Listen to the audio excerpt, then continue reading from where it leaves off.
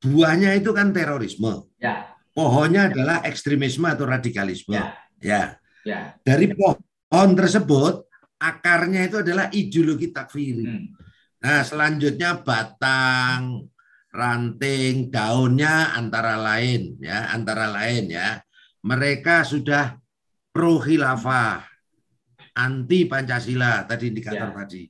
Mereka sudah anti pemerintahan yang sah.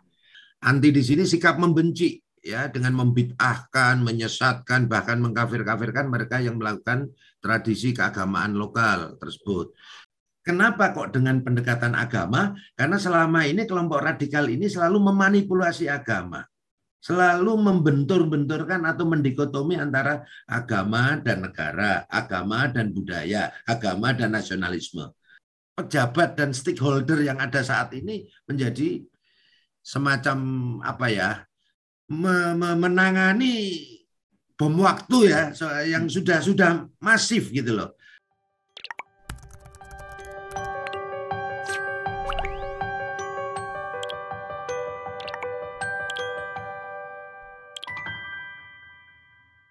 Ya, Assalamualaikum warahmatullahi wabarakatuh. Salam sejahtera bagi kita semua.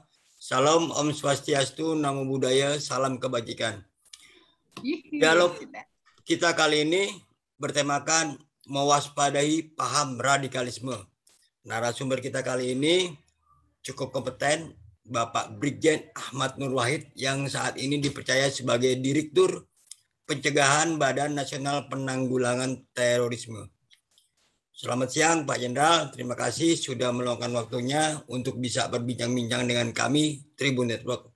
Sudah bersama dengan kita hari ini Direktur Pemberitaan Tribun Network Mas Febi Mahendra Putra yang juga akan memandu langsung diskusi kita kali ini. Juga ada Mbak Hasanah, ada Kang Cecep, redaktur senior di Tribun Network. Beberapa hari yang lalu warga Kecamatan Kota Garut digegerkan dengan adanya isu puluhan warganya masuk NII, Negara Islam Indonesia, dengan cara dibaiat. Kemudian NII Crisis Center juga mengklaim mengungkap ada ribuan anggota kelompok radikal di Lampung. Kemudian Pak Wahid juga beberapa waktu lalu mengingatkan kepada masyarakat untuk mewaspadai kelompok radikal dan intoleran yang berusaha menyusupi generasi muda dengan cara mengabulkan fakta sejarah bangsa Indonesia. Sebelum diskusi ini kita lanjutkan dan dipandu oleh Mas Febi, saya ingin bertanya kepada Pak Wahid, seberapa mengkhawatirkan paham-paham yang Anda katakan sebagai paham intoleran ini bisa mengancam keutuhan negara kita? Monggo Pak Wahid. Baik. Suara saya termonitor dengan jelas ya? Bagus Pak, sudah ya. Bagus.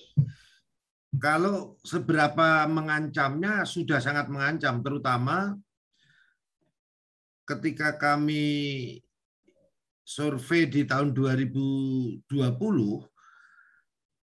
yang masuk dalam kategori indeks potensi radikalisme ya, dengan indikator dia sudah anti Pancasila, dia pro khilafah atau pro ideologi transnasional lainnya, kemudian dia sudah intoleran dan eksklusif ya. Intoleran di sini mereka intoleran, tidak menghormati, tidak tidak mengakui adanya perbedaan, adanya tidak toleran terhadap keragaman dan lain sebagainya. Kemudian mereka anti budaya dan anti kearifan lokal. Anti di sini bukan berarti tidak ya. Misalnya kearifan lokal berupa kenduri, yasinan, tahlilan, maulid dan lain sebagainya. Anti di sini sikap membenci ya, dengan membid'ahkan, menyesatkan bahkan mengkafir-kafirkan mereka yang melakukan tradisi keagamaan lokal tersebut. Kemudian mereka anti pemerintahan yang sah. Anti di sini bukan berarti kritis, bukan berarti oposisi. Di era demokrasi oposisi boleh, ya kritis juga wajib kan kita harus selalu kritis menghadapi sesuatu yang memang dinilai tidak benar.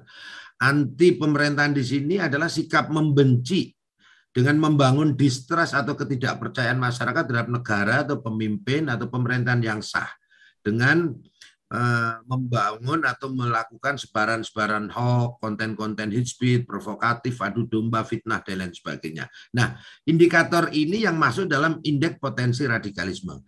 Di tahun 2020, itu di angka 12,2% dari seluruh penduduk Indonesia. Nah, 12,2% itu ya kisarannya 30 jutaan. Ya. Tetapi kita cukup bersyukur, karena ini sebenarnya mengalami tren penurunan. Puncaknya di Indonesia itu di tahun 2016 sampai 2017 itu ada di angka, kalau skala 0 sampai 100 itu di angka 55, sekian ya, 55,4 kalau tidak salah. Kemudian di tahun 2018 karena berbagai hal, beberapa faktor, dan puncaknya ketika terjadi bom Surabaya yang dilakukan satu keluarga, itu cukup memotivasi dan menggerakkan negara atau pemerintah untuk segera menerbitkan Undang-Undang Nomor 5 tahun 2018, di mana undang-undang tersebut merupakan revisi atau perbaikan dari undang-undang sebelumnya, yaitu Undang-Undang Nomor 15 tahun 2003. Sehingga dengan undang-undang ini bisa dilakukan oleh aparat penegak hukum, dalam hal ini Densus 88 anti teror yang dikoordinasikan oleh BNPT untuk melakukan tindakan yang namanya preventive justice atau preventive strike, menindak, menangkap sebelum melakukan aksi teror.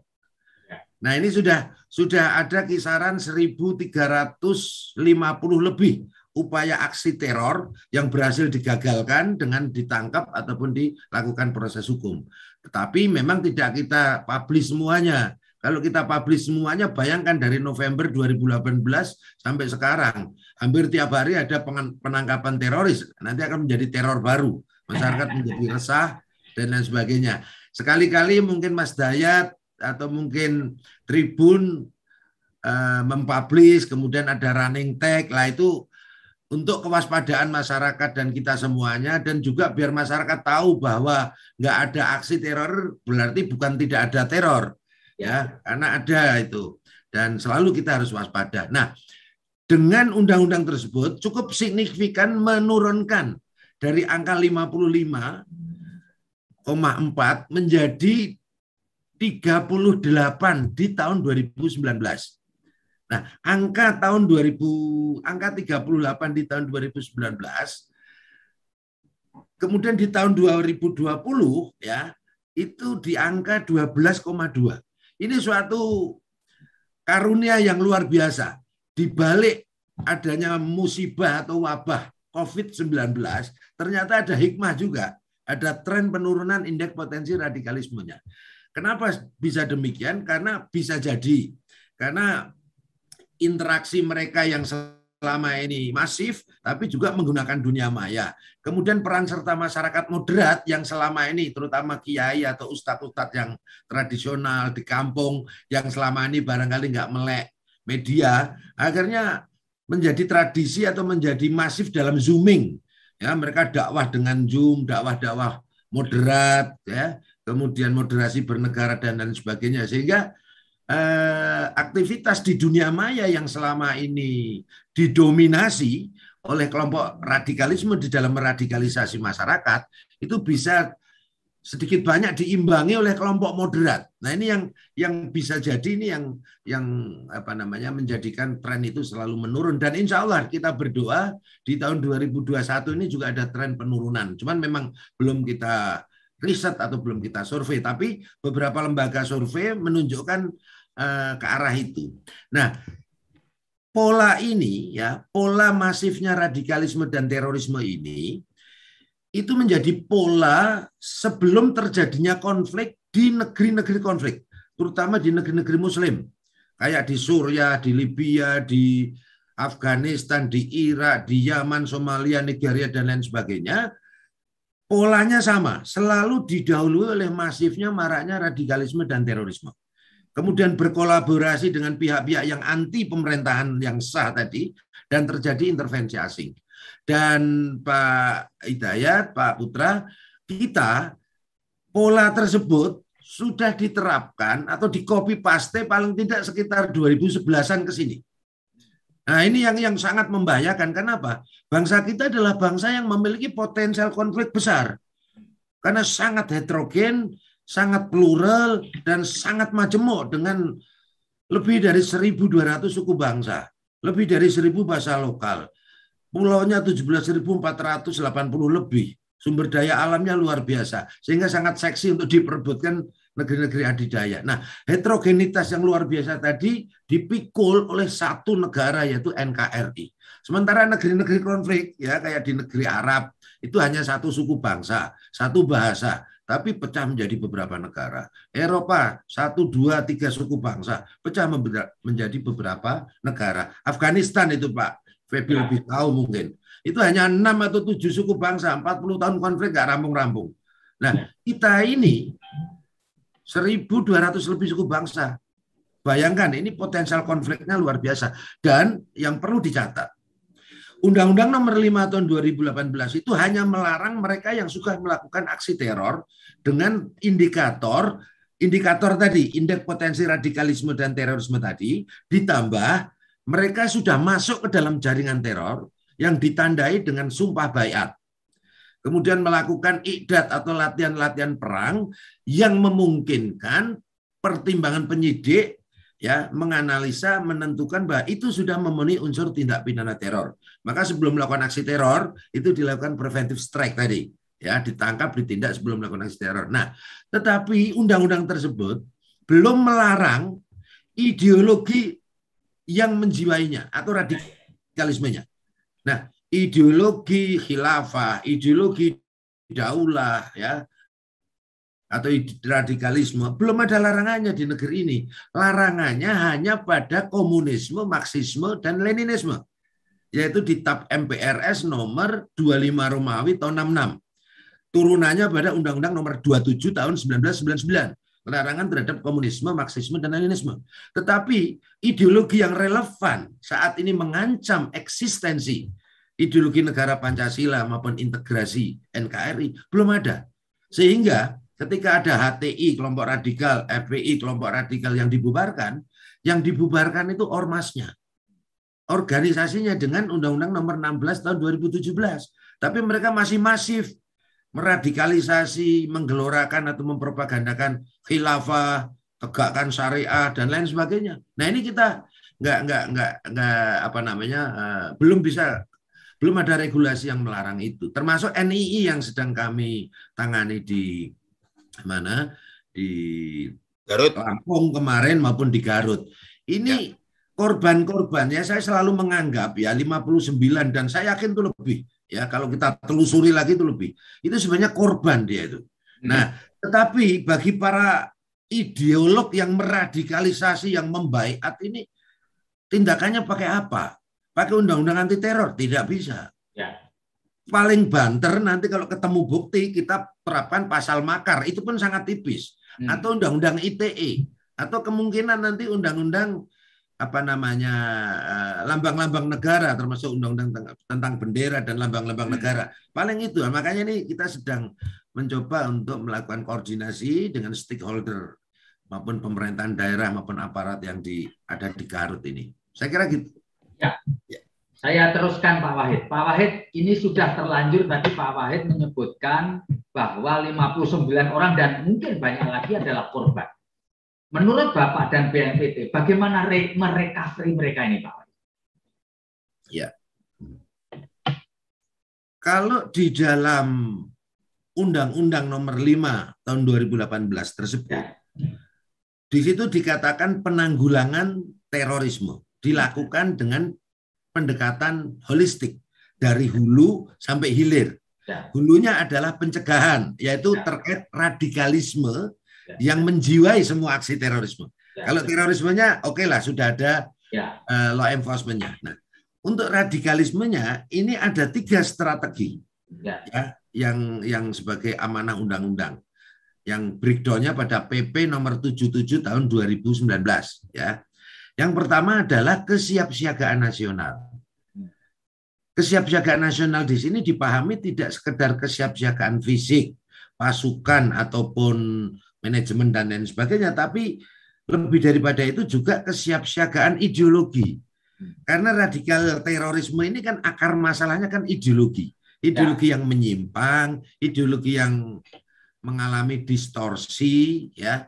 Bahkan para ulama di Timur Tengah atau ulama internasional di dalam konferensi internasional di tahun 2021 bulan Februari itu menyebutkan bahwa ekstremisme atau radikalisme dalam terminologi Indonesia adalah paham yang dibangun di atas manipulasi dan distorsi agama.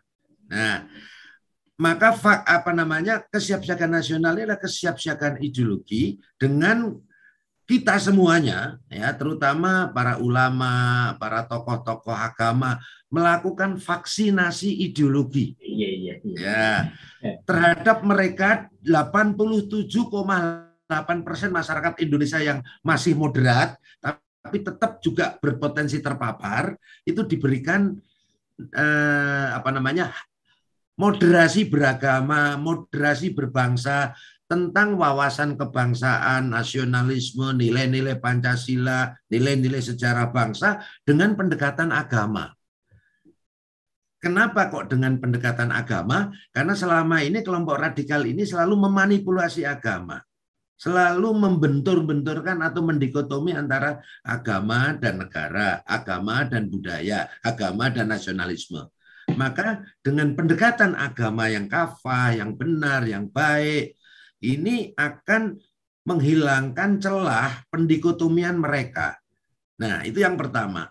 Yang kedua, terhadap mereka yang 12,2%, OTG tadi yang indikator potensi radikalisme tadi, dia OTG, dia nggak sadar kalau dirinya terpapar. Maka kita lakukan yang namanya kontraradikalisasi. Yang isinya adalah kontra ideologi, kontra propaganda, dan kontra narasi. Terutama di dunia maya. Ya kan? Di dunia maya, karena masivitas radikalisasi ini adalah melalui dunia maya.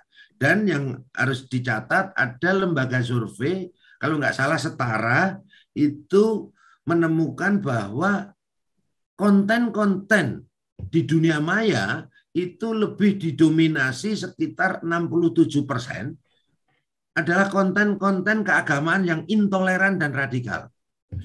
Nah, ini kita otomatis melakukan kontraradikalisasi dan saat ini kita memiliki regulasi berupa Perpres nomor 7 tahun 2021. Halo, masih bisa termonitor ya? Ya, monitor Pak. Isi Perpres itu apa Pak? Nah, Perpres nomor 7 tahun 2021 itu tentang RAN-PE, Rencana Aksi Nasional Penanggulangan dan Pencegahan radikalisme atau ekstremisme berbasis kekerasan mengarah kepada terorisme. Nah, RAN-PE atau Perpres ini adalah penguatan kelembagaan bagi kami BNPT sebagai lembaga yang merumuskan kebijakan, mengimplementasikan, dan mengkoordinasikan. Jadi ini penguatan sebagai fungsi koordinasi untuk melibatkan segenap kementerian lembaga terkait maupun Pemda, serta segenap elemen masyarakat bangsa dan negara untuk ikut serta di dalam melakukan proses pencegahan secara secara masif, secara komprehensif dan secara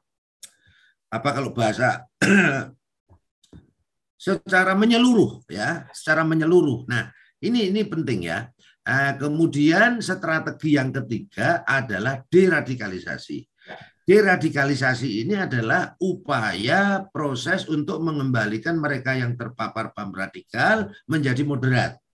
Minimal mengurangi tingkat keterpaparannya. Nah, yang harus dipahami kita semua, deradikalisasi itu hanya diperuntukkan bagi mereka yang sudah menjadi tersangka, terdakwa, terpidana, maupun mantan narapidana yang belum moderat. Isinya apa deradikalisasi? Isinya adalah rehabilitasi ideologi, reintegrasi sosial, dan reedukasi. Nah, ini yang selalu kita gelorakan. Saya kira gitu. Nah, praksisnya Pak Wahid untuk orang-orang muda ini, anak-anak muda yang terpapar ini kan mereka statusnya belum tersangka karena kan mereka tidak melakukan tindakan. Tadi seperti Pak Wahid katakan, di kita yang bisa kita tangkap adalah orang yang akan melakukan sesuatu yang sifatnya melanggar atau melakukan aksi terorisme. Tapi ideologinya tidak. Tadi seperti Pak Wahid dikatakan, ideologi komunis Leninis yang dilarang.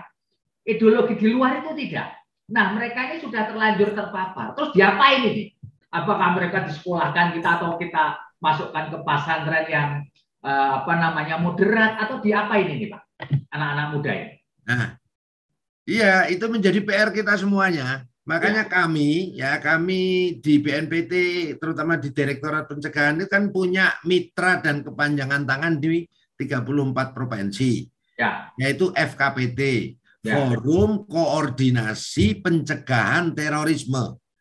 Nah, pencegahan di sini bukan pencegahan di seperti yang dilakukan oleh law enforcement atau Densus, bukan. Tapi pencegahan di sini adalah pencegahan di bidang tadi, kesiapsiagaan nasional, kontraradikalisasi tadi, di mana melakukan aktivitas dan kegiatan di 5 bidang kegiatan setiap tahun.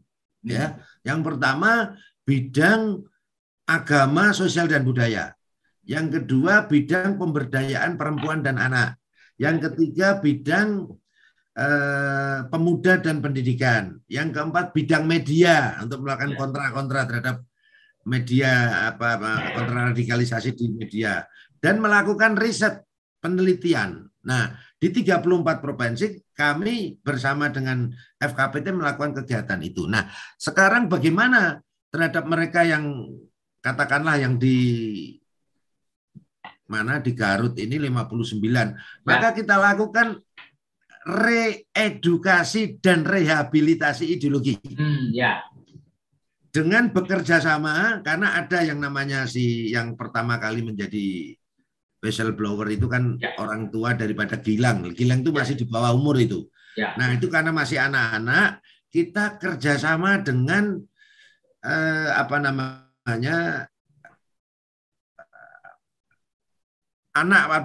Yayasan Pemerhati Anak dan Perempuan itu loh.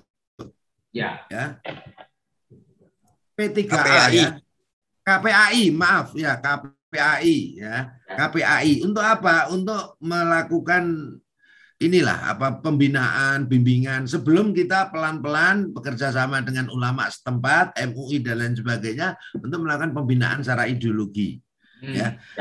Nah, ini yang sedang kita lakukan. Nah, tetapi bagi para pelakunya, terutama para kaum ideolog yang ini itu kita sudah melakukan untuk upaya hukum. Tapi ya itu tadi, mereka yang mungkin di medsosnya ketemu undang-undang ITE, nah itu kita terapkan di situ. Kemudian ada yang kemungkinan sudah ngibar-ngibarkan bendera atau apa, nah, itu kita coba dengan undang-undang percobaan, undang-undang makar ataupun pelanggaran terhadap simbol-simbol negara. Nah itu baru kita proses ini. Ya, Pak Wahid, di antara upaya pencegahan itu, crucial point atau hambatan paling besar yang ditemui oleh Badan Nasional Penanggulangan Terorisme apa, Pak? Untuk mencegah terutama generasi muda terpapar oleh paham-paham radikal dan intoleran. Ya, crucial point atau hambatan utamanya apa, Pak? Hambatan paling utama yaitu regulasi tadi. Regulasi ya. Jadi begini, mindset kita begini. Kalau kita berbicara teroris, itu analoginya ibarat buah. Pohonnya adalah radikalisme atau ekstremisme itu. Nah, seperti waktu kami dulu di Densus, sampai kapan kita memetik buah terorisme? Kalau pohon radikalismenya masih dibiarkan tumbuh subur dan berkembang, tidak ada larangannya. Oh, jadi crucial poinnya adalah pada regulasi yang Pak Wahid regulasi. Ya. Jadi kita hanya menuai buahnya saja, tapi pohonnya tidak bisa kita cegah karena kita tidak punya regulasinya, gitu kira-kira. Ya, betul. Betul. Ya, Pak Wahid tadi di ngobrol kita sebelum kita live tadi menyebutkan bahwa kita ini selalu ragu-ragu di dalam melakukan upaya pencegahan. Selalu ragu-ragu. Buying time diundur-undur. Bisa Pak Wahid ceritakan sebenarnya bentuk keraguan-raguan ini apa? Yang pertama, keraguan-raguan itu muncul ketika belum ada regulasi tadi. Yang pasti. Kita ini kan negara demokrasi. Negara demokrasi itu pilar utamanya yang antara lain adalah supremasi hukum, ya kan? Kemudian partisipatoris, melibatkan partisipasi masyarakat atau publik, kemudian clean and good governance, kemudian penghormatan HAM. Nah, kalau supremasi hukum, maka segala sesuatunya harus kita kembalikan kepada hukum, ya kan? Nah, hukum kita itu tujuan diciptakannya hukum itu kan jelas, untuk keadilan, untuk kepastian, dan untuk kemaslahatan atau kemanfaatan. Nah, sekarang kalau untuk keadilan, apa yo adil? Kalau yang dilarang cuma ideologi komunisme, marxisme, dan leninisme. Sementara yang lainnya, yang relevan saat ini mengancam dan membahayakan ada di mata kita, di depan kita, memapar anak-anak kita, yaitu khilafahisme atau NII atau daulahisme tadi nggak dilarang. Yang kedua, kepastian, gamang tadi. Penyidik, penegak hukum jadi gamang. Ini NII ini mau diterapkan pakai pasal apa? Ya kan? Nah, beda kalau misalnya ada orang teriak-teriak komunisme membawa bendera PKI misalnya, itu langsung ditangkap proses hukum kan begitu. Tapi kan tidak, selama ini yang terjadi itu kan yang teriak-teriak komunisme atau apa itu bukan komunis, karena apa? Benderanya mereka yang buat, mereka yang teriak, mereka yang bakar sendiri. Jadi kalau komunisme, PKI bangkit, kita ada TNI, Polri, ada penegak hukum, ada BIN, tentu sudah kita ini. Nah, tetapi yang menjadi krusial dan sangat urgen itu yang ini, ideologi di luar komunisme, marxisme, dan leninisme yang jelas-jelas mengancam dan bertentangan dengan eksistensi Pancasila. Ini yang menjadi ini. Itu yang pertama ya, masalah regulasi. Kemudian yang kedua, ini semacam ini kan sudah sejarah ya. Terutama di Garut, Ciamis, Tasik, ini kan memang ada sejarah NII atau DITII dulu kan. Nah, sehingga ada kendala sosiologis juga itu. Ya, kendala sosiologis dan lain sebagainya. Di samping tadi kendala yuridis ya, ini kendala sosiologis ya. Kenapa? Aspek historical tadi, ya kan. Nah, kemudian yang ketiga yaitu tadi kebijakan lama yang belum tuntas sehingga menyimpan bom waktu yang berakibat kepada para pejabat dan stakeholder yang ada saat ini menjadi semacam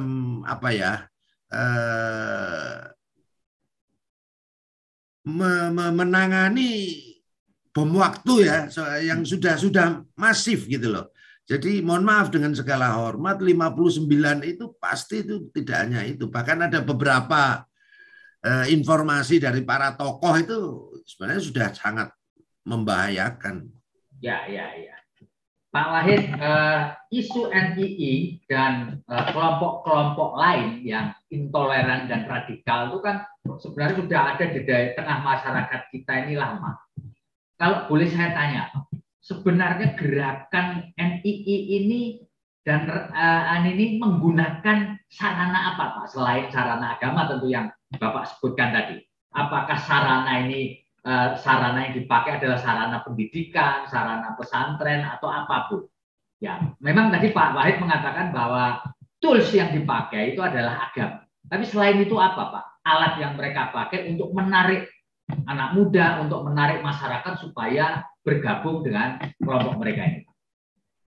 Yang pertama, medianya di samping menggunakan media sosial, tentu saja media pendidikan formal. Ya, di situ ada yayasannya, ya. Kemudian mungkin Pak Febi tahulah, di situ ada yayasan pendidikan Al Zaitun. Nah, itu kan terkenal dengan KW 9 Panji Gumilang itu kan, ini betul. Sudah menjadi rahasia umum kan? Ya. Nah, kebetulan kalau yang di Garut ini kan KW 7 ya. Tetapi polanya sama, mereka menginduknya ke NII. Dan yang kedua, yang mengiming-imingi itu adalah ketika setiap jamaah atau setiap ini di sini lebih dikenal sebagai Islam Baiat, ya kan. Jadi setiap pengikutnya itu diwajibkan untuk melakukan infak kepada pimpinannya yang digunakan untuk negara Islam Indonesia, gitu loh. Nah, dari infak tadi otomatis yang mengakomodir atau yang mengkompulir infak itu ada prosentasenya. Jadi kayak multi level itu loh. Ya, iya. Ya. Jadi ya ini yang kasihan ini kan masyarakat ini yang terpapar nih, korban-korbannya nih. Terutama anak-anak yang belum punya penghasilan, dia bisa nipu orang tua, bisa nyuri punya orang tuanya. Karena doktrin takfiri atau ideologi takfiri yang dia tanamkan bahwa apa namanya menganggap di luar mereka termasuk orang tuanya adalah dianggap kafir sehingga halal darah dan hartanya. Sehingga mereka menipu orang tua, kemudian dia menipu temannya, yang penting menghasilkan duit, kemudian ada yang sebagian atau seluruhnya diinfakkan untuk negara gitu loh. Ya. Nah makanya banyak di sini tokoh-tokoh mereka yang dulunya nggak naik kendaraan, ekonominya pas-pasan begitu jadi perekrut ya NII ini akhirnya naik mobil kaya, itu kan juga bisa menarik ya seperti itu. Kemudian yang ketiga kenapa mereka kok ini ya karena tadi itu terkesan pembiaran tadi. Nah pembiaran itu karena keraguan daripada aparat karena belum adanya regulasi yang melarang secara yuridis terhadap ideologinya gitu. Ya, ya. Dan ya, mereka kan juga sembunyi-sembunyi, tidak seperti ya apa namanya kelompok HTI yang melalui dunia maya secara masif ya kan. Nah, mereka kecenderungan melalui halakoh-halakoh ataupun melalui pengajian-pengajian kecil ya suruh bawa Al-Qur'an dengan terjemahan, kemudian mereka brainwash ya. Tapi semuanya adalah sesat dan menyesatkan. Kenapa? Di sini tuh dianggap orang Islam tuh nggak usah sholat dulu karena ini belum Fathul Mekah gitu loh. Nah ini kami mengharapkan MUI itu segera membuat fatwa bahwa ajaran ini adalah menyesatkan atau ajaran sesat gitu. Ya, ya. Supaya ada resisten sosial. Ya, sampai adanya regulasi yang melarang semua ideologi NII ini atau ideologi takfiri ini. Ya. Pak Wahid, bisa dijelaskan nggak kepada kita semua supaya kita alert ya Pak untuk pencegahan itu. Ciri-ciri suatu kelompok, ciri-ciri dari orang-orang yang nanti ajarannya bisa membuat generasi muda ini menjadi mengarah kepada terorisme. Buahnya kan terorisme. Jadi yang perlu kita Pak Wahid sampaikan itu apa Pak ciri-cirinya supaya para orang tua mulai tahu, oh anak saya mulai begini. Apa Pak? Monggo Pak. Ya. Buahnya itu kan terorisme. Ya. Pohonnya adalah ekstremisme atau radikalisme. Ya. Dari pohon tersebut, akarnya itu adalah ideologi takfiri. Nah, selanjutnya batang, ranting, daunnya antara lain ya, mereka sudah pro khilafah, anti Pancasila tadi indikator tadi. Mereka sudah anti pemerintahan yang sah. Karena ini kan sejatinya gerakan politik, Pak. Gerakan politik kekuasaan, ingin mendirikan negara NII atau negara agama menurut versi mereka, ingin mengganti ideologi negara Pancasila dengan ideologi khilafah atau ideologi Islam menurut versi mereka. Dengan memanipulasi Islam atau memanipulasi agama. Nah, kemudian yang ketiga misalnya dia sudah nggak taat sama orang tua. Dia nggak hormat sama orang tua. Dia berani sama orang tua. Kemudian dia anti budaya dan anti kearifan lokal keagamaan. Sekali lagi anti ya. Anti di sini artinya sikap membenci dengan menganggap kenduri, yasinan, sedekah bumi, maulid, bid'ah, sesat, kafir. Ya. Makanya kalau ada ustadz atau ada orang yang senengnya kulu bid'atin dolalah wa kulu dolalatin finar. Nah, itu sudah indikator itu embrio. Apalagi memahami makna bid'ah itu secara parsial. Nah, itu kecenderungan untuk apa ya? Mungkin Mas Febri tahu itu sudah masuk dalam doktrin al-wala wal bara ya.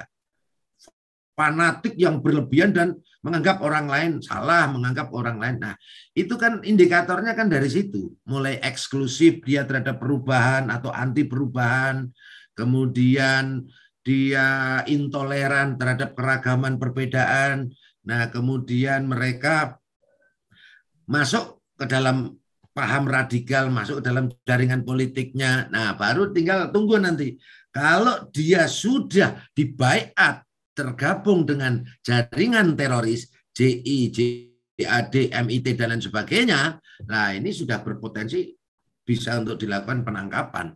Kenapa? Karena penangkapan di sini didasari pada 2 alat bukti sesuai dengan unsur-unsur tindak pidana teror. Ya, misalnya dia sudah melakukan i'dad, latihan-latihan perang, mempersiapkan senjata, mempersiapkan ini, kemudian masuk dalam organisasi teror, kemudian dia membuat strategi ataupun merencanakan sesuatu di dalam liko ataupun pengajian-pengajian kecil. Nah, itu sudah memenuhi unsur tindak pidana teror dan sangat berpotensi akan melakukan aksi teror. Maka dilakukan upaya tadi, tindakan sebelum melakukan aksi. Ya, Pak Wahid, fenomena-fenomena bukan hanya di dalam negeri tapi di luar negeri, apakah juga menjadi perhatian dari BNPT terutama di bidang pencegahan? Contoh, misalnya berkuasanya kembali kelompok Taliban di Afghanistan, itu apakah menurut BNPT bisa menjadi pemantik bahwa kelompok-kelompok radikal ini mendapatkan angin untuk muncul atau manifest lebih kuat, Pak? Kalau khusus untuk NII itu kan jaringan lokal ya, itu kan punya sejarah zaman DITI, Kartosuwiryo dan lain sebagainya. Nah, tetapi sesuai dengan perkembangan globalisasi, itu terjadi afiliasi antara ideologi NII lokal dengan ideologi transnasional.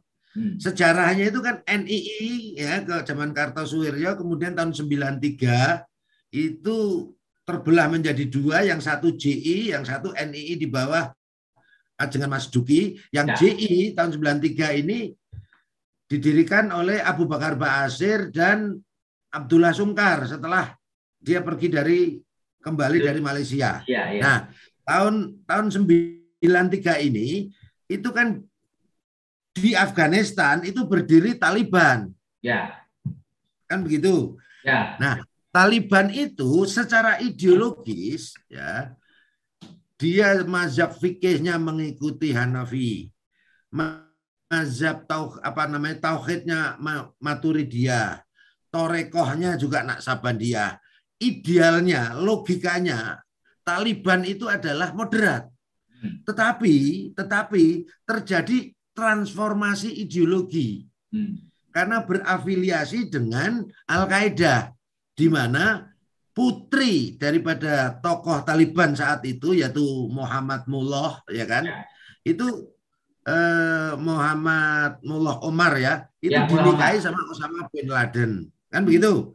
Nah, sehingga kolaborasi antara Al-Qaeda dan Taliban ini membuat tahun 96 Taliban berkuasa sampai tahun 2001, kan begitu. Nah, terlihat ketika Taliban itu kok menjadi radikal itu ketika pemerintahan di tahun 96 sampai 2001 merusak patung Buddha terbesar di Afghanistan. Itu dia sudah anti seni, anti budaya maupun anti kearifan lokal. Itu sudah terjadi transformasi atau infiltrasi ideologi. Nah, sekarang pengaruhnya apa terhadap Indonesia? Jelas, kalau Al-Qaeda itu afiliasinya di Indonesia adalah Jamaah Islamiyah. Nah, kalau Taliban ya, maka dengan kemenangan ataupun berkuasanya Taliban, maka akan memotivasi kelompok jaringan teror udah pasti karena afiliasinya sama JI di Indonesia untuk Al-Qaeda ya. Meskipun Taliban saat ini juga memberantas ISIS ya kan, tapi ISIS itu kan sempalan dari Al-Qaeda. Nah, mungkin kalau saya menganalogikan ya, Taliban itu kalau di Indonesia mirip organisasi yang sudah dibubarkan, yaitu FPI. FPI itu juga tidak anti yasinan, tidak anti maulid, ya, tapi gerakan politiknya ya itu seperti halnya gerakan politik kelompok radikalisme yang lain. Nah, sehingga berkuasanya Taliban itu akan berpengaruh atau meresonansi terhadap gerakan radikalisme maupun terorisme di tanah air. Itu ya Pak ya.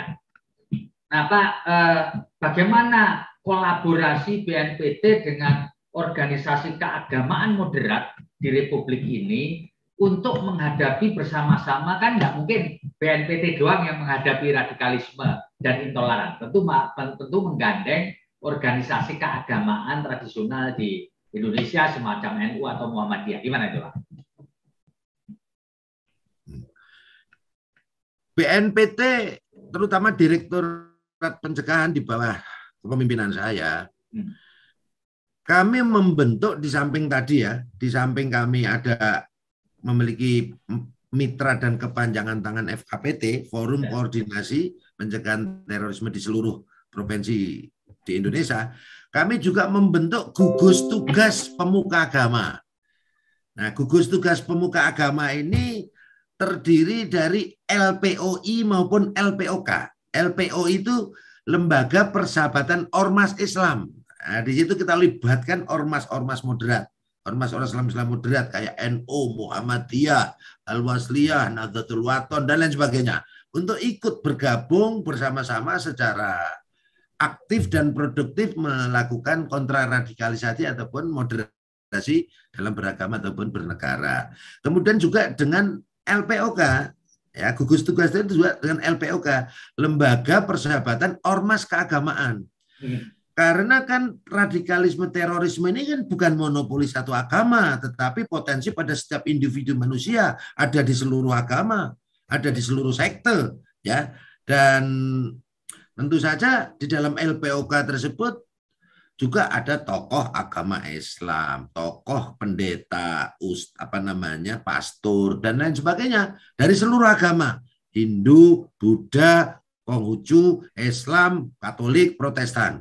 Dia tergabung dalam gugus tugas pemuka agama untuk bersama-sama memberikan moderasi bernegara, moderasi beragama, untuk selalu menyuarakan cinta tanah air, perdamaian, toleransi, akhlakul karimah di umatnya masing-masing. Nah, yang perlu dicatat bahwa radikalisme ataupun radikal terorisme mengatasnamakan agama ini kan pintu masuk dan sekaligus pintu keluarnya kan tokoh agama, ya, atau ustadz, bisa pendeta, bisa pastor. Misalnya kalau ustadznya mengajarkan hal-hal yang sifatnya intoleran, radikal, anti pemerintahan, menebar ideologi takfiri ataupun ideologi intoleransi, maka ini menjadi pintu masuk radikalisme. Tetapi menjadi pintu keluar ketika para ustadz, para tokoh agama itu mengajarkan pada umat atau jamaahnya terhadap konten-konten moderat, konten-konten rahmatan lil ngalamin, toleran, menyejukkan, mendamaikan, dan gitu ya, tidak hate speech dan lain sebagainya. Ya. Ya. Pak Wahid, ini beberapa waktu yang lalu penegak hukum menangkap pengelola akun YouTube yang bernama Aktual TV yang ada di Jawa Timur. Ya, isi dari Aktual TV itu adalah yaitu tadi hate speech, mengadu domba. Menurut telaahan BNPT, apakah kasus Aktual TV ini juga terkait dengan kelompok-kelompok radikal dan intoleran yang tadi Bapak sebutkan atau sudah dipantau oleh Badan Nasional Penanggulangan Terorisme, Pak? Pasti terkait. Ya. Melalui akun YouTube itu, akun media sosial itu ya Pak ya. Ya, otomatis begini ya. Untuk buah terorismenya ya, mulai dari pentil, setengah mateng sampai yang masak supaya tidak jatuh atau hilang di sambar codot ya, itu sudah termonitor oleh Densus maupun BNPT, dimonitor terus. Nah, estimasinya kisaran antara udah mengalami penurunan yang signifikan ya, kisarannya antara 15-an sampai 17.000 yang masuk dalam jaringan teror yang sudah menjadi buah tadi, mulai dari pentil sama ini ya. Tapi tentu saja Densus dan BNPT skala prioritas. Nah, makanya kalau kadang-kadang ada yang jatuh duluan, itu bukan, ya namanya kalau dia sudah setengah mateng atau sudah masak, pasti akan ditindak, ditangkap. Tapi kadang-kadang masih pentil karena ada angin puyuh ataupun ada politik-politik global dan lain sebagainya, itu akhirnya jatuh sebelum masak. Itu yang kadang-kadang kayak kejadian di penyerangan Mabes Polri, kemudian penusukan Pak Wiranto dulu, itu fenomena seperti itu. Apakah ini kelalaian kami ataukah kesalahan? Maka jawaban jujur kami, wallahu alam bisawab. Karena Pak, tidak ada manusia yang sempurna, ya, yang sempurna hanya Allah. Nah, tetapi yang radikalismenya atau pohon radikalismenya ini, karena belum ada regulasinya, kami hanya memonitor. Nah, kalau yang tadi akun media yang sudah terkonek ke jaringan teror, baru dilakukan penindakan. Kalau yang belum, ya belum bisa, karena belum ada regulasi yang melarang ideologi takfiri tadi. Gitu. Pak, ini sebelum teman-teman bertanya, saya yang terakhir nih, Pak. Pak Ustadz Abu Bakar Ba'asyir yang dulu menurut pengadilan merupakan tokoh JI, sudah menjalani pidana dan dirilis pulang ke pesantrennya di Sukoharjo, Jawa Tengah. Apakah kepulangan Ustadz Abu Bakar Ba'asyir ini juga menjadi perhatian dalam upaya pencegahan radikalisme? Mengingat beliau juga punya pesantren, punya murid, punya santri. Gimana Pak ini, Pak? Ya tetap selalu dimonitor. Iya, karena kan begini, program deradikalisasi itu adalah program upaya untuk mengembalikan seseorang atau kelompok orang yang terpapar paham radikal menjadi moderat, atau minimal menguranginya. Dan ini diperuntukkan untuk mereka yang sudah menjadi tersangka, terpidana, ya kan, terdakwa, terpidana, atau mantan narapidana tindak pidana terorisme yang dinilai belum moderat. Nah, ini selalu dimonitor. Tapi kan rasanya agak susah ya Pak ya, menderadikalisasi Ustadz Ba'asyir yang sudah sepuh kan kayak menggarami air laut gitu, bukan gitu Pak ya? Pak Febi mungkin tahu di ayat, nah ini sedikit agak ini karena kaitannya agama ya, kan beliau kan Ustadz juga ya. Mungkin di surat Yunus ayat 100 kan jelas. Wa makana li nafsin antuk mina ila bidnillah wa yaj'alu rijal ladina la yaqilun. Tidak ada seorang pun akan beriman, akan taubat, akan sadar kecuali hidayah. Tapi Allah murka sama orang-orang yang tidak menggunakan akal. Kuncinya ada di hidayah, Pak. Walaupun pendekatan kita mau setengah mati pun kalau hidayahnya belum muncul nggak. Tapi tetap dialog, interaksi, diskusi, silaturahmi, ya selalu kita jalin supaya apa? Supaya siapa tahu dengan pendekatan kemanusiaan, pendekatan sosiologis ataupun pendekatan silaturahmi tersebut bisa membuka hidayah sehingga kembali kepada moderat. Ya, Pak Dayat silakan, dan teman-teman yang lain.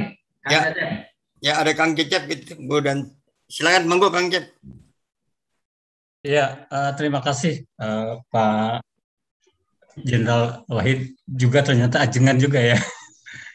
Nah, Pak Wahid, kan Jawa Barat ini bisa dikatakan, kan ini kan menurut survei juga, ada beberapa survei kemarin, lumbungnya penyumbang radikalisme Jawa Barat ini. Pak Wahid juga mungkin tahu bahwa di Jawa Barat ini kan secara historis ada ulama yang memang menjadi kombatannya Pak Kartosuwiryo ya, DI, yaitu yang sekarang cucunya kan jadi Wagub Jabar, Pak. Pak Khairafan itu kan sudah terbuka ya sebagai ulama yang memang tangan kanannya Kartosuwiryo. Dan sekarang pesantrennya itu cukup besar, Pak, dan berpengaruh di Manonjaya. Nah, kalau sekarang misalnya cucunya menjadi birokrat, menjadi politikus, dan menduduki posisi Wagub Jabar, artinya BNPT punya akses yang mudah untuk mendekati katakanlah yang terpapar dengan model pendekatan kerjasama dengan pemerintah. Nah, apakah ada upaya misalnya itu dengan pemerintah Jabar dalam hal inilah memanfaatkan Pak Wagub karena memang dia cucunya supaya bahaya laten terpapar ini paling sedikit terkikis. Tadi kan dari 50 ke 38, kemudian ke 12,2 ini sudah luar biasa, Pak. Nah, kalau misalnya turun terus, dan ini terutama kalau di Jabar ini kan ketika ada 212, ini dari Jawa Barat ini, Ciamis ini sampai jalan kaki, Pak. Satu malam ke Jakarta. Nah, ini kan luar biasa. Tapi sampai sekarang tampaknya Jawa Barat ini masih tetap menjadi pemegang ranking pertama ini, Pak. Ya, yang kedua, Pak, sekalian saja nih, karena masih berhubungan. Kalau tadi orang yang mengibarkan bendera NII di Garut ataupun di mana, itu sebetulnya korban ya Pak ya. Dan itu mudah untuk diatasinya karena regulasinya sudah ada, yaitu Undang-Undang Nomor 5 2018. Tapi kalau misalnya apa istilah itu, apa yang dilakukan oleh kaum terdidik, mereka yang punya gelar doktor, kemudian dia berada di perguruan tinggi, nah, mereka ini kan tidak bisa disentuh karena belum ada regulasinya. Mereka ini adalah yang menularkan ideologi. Nah, ini kan tadi Bapak mengatakan belum ada regulasinya. Nah, padahal itu sebetulnya sangat penting untuk menangkal ideologi kanan. Kalau kiri kan sudah ada nih regulasinya. Kalau kanan kan belum ada. Padahal mereka ini cukup strategis, Pak. Melakukannya itu dengan serangan darat, yaitu misalnya itu di masjid-masjid. Kalau dari kelompok agama Islam ya, di masjid-masjid. Kalau kelompok agama lain mungkin di tempat ibadah lain. Kemudian juga dengan serangan udara, Pak, di sosmed atau YouTube. Ini menurut saya gempuran dengan cara memanipulasi dan distrust kepada pemerintah dengan memanipulasi agama cukup efektif, Pak. Jadi istilah itu bisa masuk sampai ke ibu rumah tangga, ke orang yang sama sekali awam lah. Nah, ini kira-kira Pak, untuk menangkal mereka yang punya gelar pendidikan tinggi dan berada di perguruan tinggi, terutama Jabar lagi Pak, ini lagi-lagi Jabar ini. Dalam survei kan perguruan tinggi di Jabar cukup banyak nih Pak. Nah, bagaimana nih Pak? Karena saya sebagai orang Jawa Barat, jadi saya tinggal di Bandung Pak. Ini cukup terlihat. Kalau saya kan cukup menyolok kelihatannya itu. Saya kenal lah beberapa masjid gitu kan di kampus, kemudian juga di luar kampus. Seringkali ini model dakwahnya itu adalah ya distrust terhadap pemerintah, Pak. Kita boleh mengkritik kebijakan pemerintah seperti tadi katakan, tetapi tidak boleh membenci orang yang beda keyakinan, termasuk membenci pemerintah atau juga menyerang fisik-fisik atau figur-figur orang lain gitu, Pak. Silakan, Pak. Intinya pertanyaannya, bagaimana menghadapi situasi di Jawa Barat saat ini dengan belum adanya regulasi kan gitu ya? Ya. Betul, Pak. Maka yang pertama yang saya lakukan di sini adalah kami melakukan silaturahmi kebangsaan untuk mapping bersama, menyamakan persepsi, dan memberikan motivasi. Dan saya akan memberikan apresiasi terhadap orang tuanya Gilang, yang paling muda itu kan namanya Gilang, salah satu yang terpapar yang menjadi whistleblower-nya itu loh. Saya kasih apresiasi seperti lurah di Lampung yang mau melaporkan warganya yang terpapar. Kenapa? Karena supaya memotivasi mereka supaya mereka tidak takut ya dan bisa meresonansi orang tua ataupun aparat yang lainnya untuk melaporkan warganya yang terpapar supaya bisa sejak dini diantisipasi. Karena kan sekarang itu kan kalau seolah-olah kalau melaporkan itu malah takut. Itu kan ini kan seperti korban, mohon maaf ya, seperti korban perkosaan itu loh Pak. Ya. Jadi kalau dilaporkan malah jadi takut, jadi nggak enak dan lain sebagainya, menjadi stigma. Nah ini kita balik paradigmanya. Yang ini semua bukan salah siapa-siapa. Ini virus ideologi ini bisa memapar siapa saja. Potensi pada setiap individu manusia. Sehingga bagi mereka yang terpapar, ini harus kita jadikan korban. Jangan kita jangan kita stigma negatif kepada mereka. Kita justifikasi atau istilahnya jangan kita jauhi, tapi justru kita perlakukan secara manusiawi, kita empati dan kita kasihani. Itu yang pertama ya. Kemudian yang kedua, paradigmanya harus kita bangun. Kalau ada aparat negara atau aparat pemerintahan yang di tempatnya ada warganya yang terpapar paham radikalisme atau NI ini nggak boleh kita salahkan. Orang ini ideologi kok. Ini virus bisa memapar siapa saja. Kalau disalahkan akhirnya apa? Kecenderungan nanti aparat itu akan nutup-nutupi seperti yang sudah-sudah. Ini kan mohon maaf ini ya. Ini kan dalam tanda kutip ya, kebijakan pembiaran dari dulu itu loh. Sehingga pejabat yang sekarang ini kan kasihan ini. Karena sudah menjadi bom waktu. Sehingga penyelesaiannya harus lebih sulit lagi ya. Artinya harus lebih luar biasa lagi gitu loh.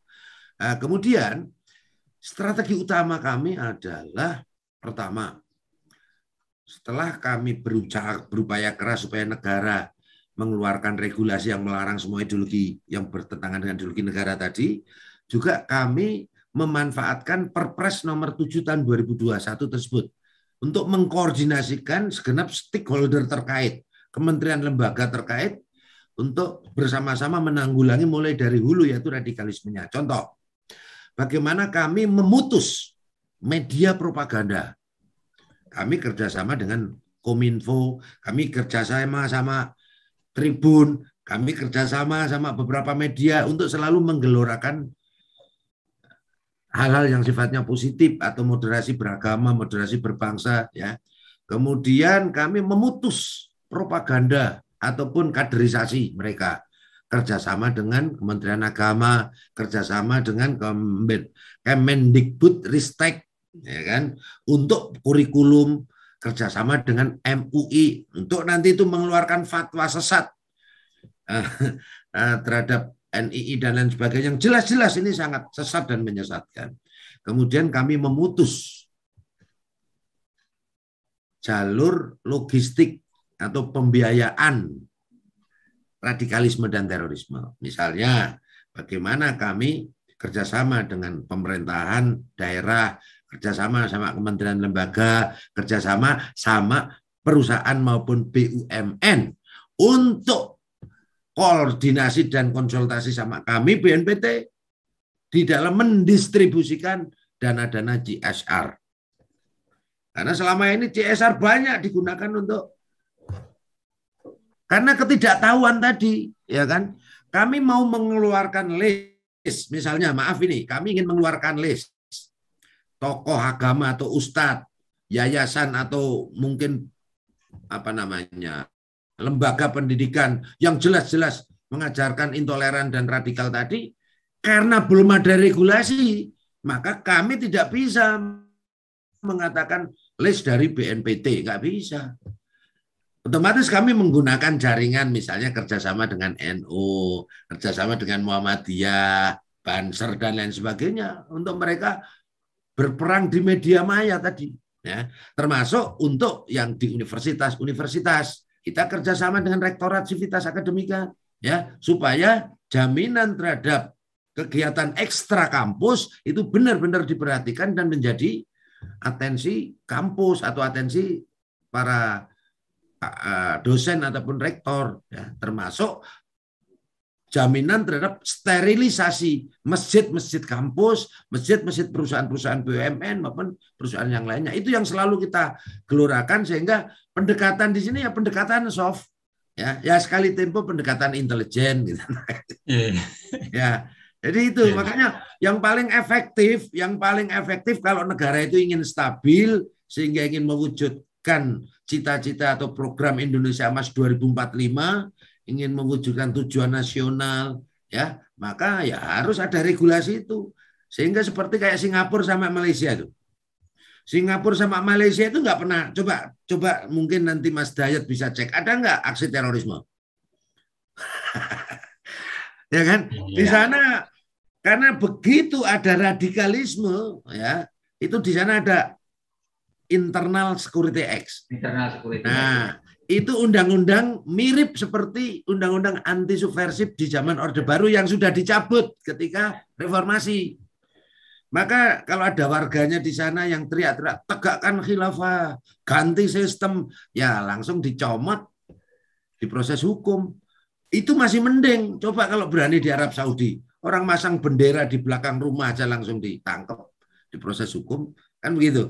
Nah, bisa-bisa kalau teriak-teriak anti pemerintah ataupun ingin menegakkan khilafah, kalau di Arab sana pulang tinggal nama ya. Nah kita ini butuh kayak gitu supaya stabil, tapi tetap kita harus penerapannya harus mendasari kepada tadi prinsip-prinsip demokrasi tadi, yaitu supremasi hukum, penghormatan HAM, melibatkan partisipasi masyarakat dan clean and good governance. Saya kira gitu. Baik, Pak Jenderal Nur Wahid. Satu lagi saya ingin bertanya, Pak. Ini kan ada ungkapan dari Peter Kelly ini yang penulis tentang Pangeran Diponegoro, bahwa bangsa Indonesia ini, negara Indonesia ini menghadapi dua racun. Ya. Satu racun arsenik, yaitu korupsi. Kemudian satu racun sianida, yaitu intoleransi.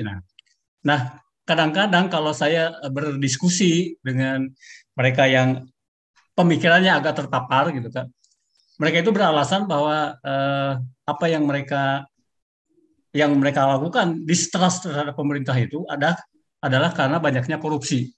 Nah, korupsi ini kan kalau pelaku intoleransi ini adalah masyarakat kelas bawah, kemudian juga ada kelas terdidiknya di kampus-kampus.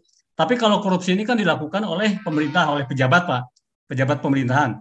Bagaimana Pak BNPT secara komprehensif juga sedikit-sedikit mengikis selain KPK, tapi juga membantu membasmi korupsi supaya tidak ada distrust yang dilakukan oleh mereka yang terpapar dijadikan alasan untuk distrust, Pak. Ya, jadi sekarang kalau dulu sering ada kelompok yang ingin memberantas TBC, ya, takhayul, khurafat, bid'ah, ya, TBC, takhayul, bid'ah, khurafat. Nah, itu harus kita rubah, TBC-nya kita rubah, terorisme, bugot, corruption. Jadi terorisme, bugot, corruption. Itu musuh agama dan musuh negara, termasuk narkoba. Makanya kami bekerja sama juga di lapangan dengan programnya BNN. Ya, BNN ini punya program bersinar, bersih narkoba. Tapi di situ kita tambahi bersinar, bersih narkoba dan radikalisme. Gitu. Nah, memang kolaborasi atau koordinasi ini memang penting, terutama untuk di tingkat pusat maupun di lapangan. Nah, akar masalah radikalisme dan terorisme itu adalah ideologi yang terdistorsi, ideologi yang menyimpang. Terorisme yang dijiwai oleh paham radikalisme oleh UN, oleh dunia internasional, sudah dikategorikan sebagai extraordinary crime, kejahatan luar biasa, kejahatan kemanusiaan, crime against humanity. Nah, ini karena kejahatan, maka paradigma di dalam penanganan atau penanggulangannya seperti halnya kita menangani kejahatan. Dalam teori kriminologi atau teori kejahatan dikatakan terjadinya kejahatan itu disebabkan ketemunya antara faktor niat dan faktor kesempatan. Setiap manusia punya potensi baik, punya potensi jahat. Demikian pula setiap manusia punya potensi moderat, punya potensi radikal. Potensi jahat, potensi radikal tadi akan menjadi niat jahat kalau dipicu oleh beberapa faktor. Ya, faktor yang paling dominan memicu munculnya niat radikal atau niat terorisme adalah politisasi agama. Yang kedua, pemahaman agama yang menyimpang, tidak kafah. Mereka memahami seharusnya kan kalau dalam konteks Islam ini pilar agama itu ada iman, Islam, ihsan. Nah, mereka memahami ada yang iman, Islam, jihad, iman, Islam, khilafah. Nah, kalau NII ini adalah iman, hijrah, jihad. Nah, gitu. Kemudian adanya ketidakpuasan politik dan sosial. Makanya ini masif kalau ada pilkada atau pilpres ataupun pemilu, baik sebelum maupun sesudahnya.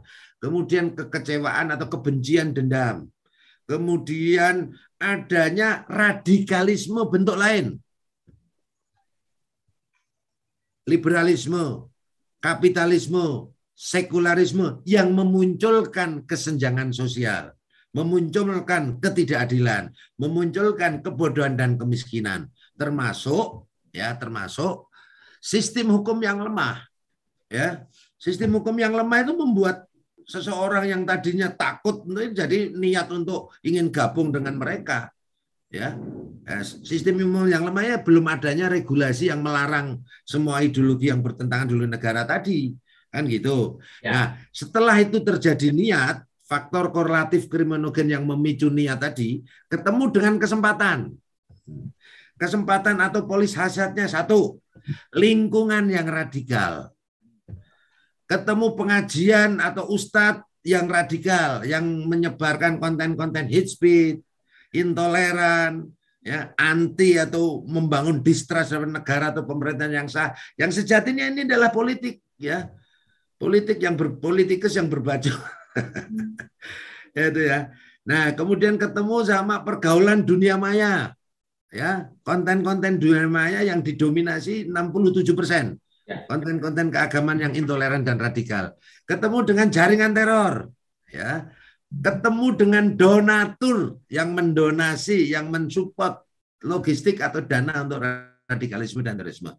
Niat ketemu kesempatan, terjadilah radikalisme dan terorisme. Nah itu, sehingga pola penanggulangannya ya harus komprehensif, mulai dari ideologinya yang mengakar, yang menjadi akar masalah. Larang aja itu ideologinya, sama tadi yang saya sampaikan. Kapan kita mau memetik buah? Kalau pohonnya dibiarkan. Oke, pohonnya tidak dibiarkan, potong daunnya, rantingnya, batangnya. Kalau akarnya masih ada, maka masih bisa tumbuh. Maka yang paling efektif, paling solutif, yaitu larang akarnya, yaitu ideologi takfiri itu. Nah, itu paling solutif. Kalau kita ingin benar-benar melindungi segenap bangsa dan seluruh tumpah darah Indonesia, memajukan kesejahteraan umum, mencerdaskan kehidupan bangsa, dan ikut serta dalam melaksanakan ketertiban dunia. Nah, inilah tujuan nasional. Maka itu yang paling solutif. Nanti akan ada protes dari tadi, ya, dari mungkin kelompok-kelompok pemerhati HAM atau mungkin aktivis demokrasi. Maka jawabannya simpel. Kalau memang kita itu bersistem demokrasi, di mana sistem demokrasi itu adalah supremasi hukum sebagai salah satu pilar utama, maka ya harus segala sesuatunya kita kembalikan ke hukum. Nah, hukum itu tujuannya untuk keadilan, kepastian, kemanfaatan. Untuk keadilan, apa ya adil kalau yang dilarang cuma komunisme, marxisme, leninisme, gitu aja. Ya. Jadi intinya untuk memberantas radikalisme harus dilakukan secara radikal. Iya. Radik itu artinya akar. Jadi harus bermula dari akarnya. Jadi ya benar apa yang disebutkan oleh Pak Wahid tadi. Kalau ingin memberantas radikalisme harus dilakukan secara radikal. Karena radikal artinya akar. Saya kembalikan ke Mas Dayat karena kita sudah bicara 1 jam. Terima kasih Pak Ahmad Nur Wahid, Brigadir Jenderal Polisi, Direktur Pencegahan Badan Nasional Penanggulangan Terorisme, yang telah memberikan kepada kita pandangan-pandangannya mengenai radikalisme dan intoleransi. Demikian Mas Dayat, saya kembalikan ke Boleh, saya closing statement sebentar ya, biar. Ya, silakan Pak. Yang harus kita garis bawahi bahwa semua aksi radikalisme dan terorisme, ya, semua aksi radikal terorisme tidak terkait dengan agama apapun. Karena tidak ada satupun agama yang membenarkan semua aksi terorisme. Tapi ini terkait, ya, memang terkait dengan cara beragama dan pemahaman keagamaan yang menyimpang, ya, dari oknum umat beragama yang bersangkutan. Dan biasanya ini didominasi oleh oknum umat beragama yang menjadi mayoritas di suatu wilayah ataupun di suatu negara. Dan penanggulangannya ini harus dilakukan secara holistik dari hulu sampai hilir dan dilakukan bersama-sama segenap elemen masyarakat, bangsa dan negara, dan Kita berharap semua, semoga bangsa kita segera terbebas dari pandemi COVID-19 dan pandemi virus radikalisme dan terorisme. Terima kasih. Assalamualaikum. Ya, terima kasih Pak Wahid. Wah, ini jos sekali nih penjelasannya. Jadi kalau kita tangkap, radikalisme itu adalah virus. Makanya perlu adanya vaksinasi berkelanjutan dalam rangka mempertahankan negara kesatuan Republik Indonesia tetap berdiri tegak.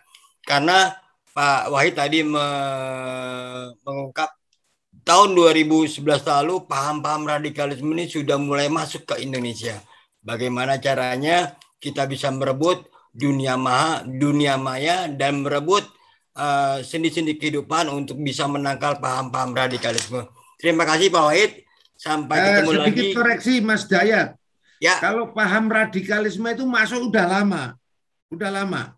Tapi 2011 itu pola yang diterapkan seperti di negeri-negeri konflik itu jadi copy paste ke Indonesia. Itu yang harus dibedakan. Ya, terima kasih koreksinya Pak Wahid. Terima kasih para Tribuners, terima kasih Mas Babi, terima kasih Kang Icep. Sekali lagi terima kasih Pak Wahid. Lain waktu kita akan berjumpa lagi dengan diskusi dan tema yang berbeda. Assalamualaikum warahmatullahi wabarakatuh. Waalaikumsalam.